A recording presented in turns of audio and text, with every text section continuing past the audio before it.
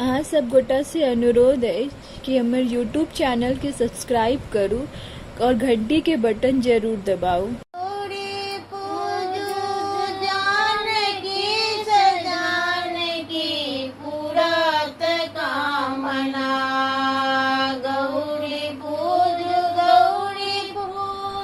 जानकी से जानकी से जानकी पूरत कामना। पूरत कामना बड़ बेटा रघुवर पूरत कामना।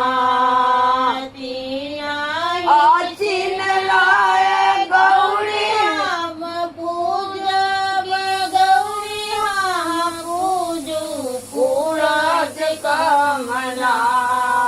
जयमतिया ओ पीपा आचिन लगना।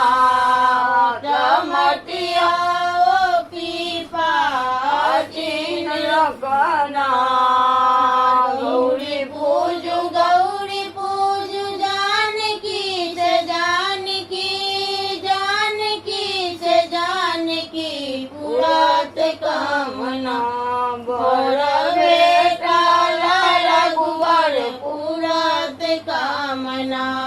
बड़ बेटा रघुवर पूरत कामना।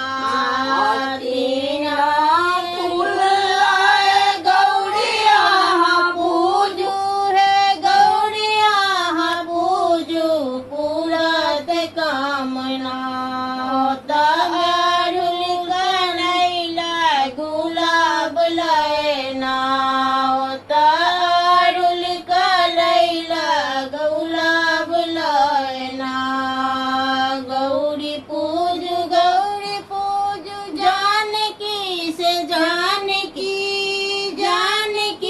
से जानकी पूरत कामना। तवर बेल रघुवर पूरल कामना। तीना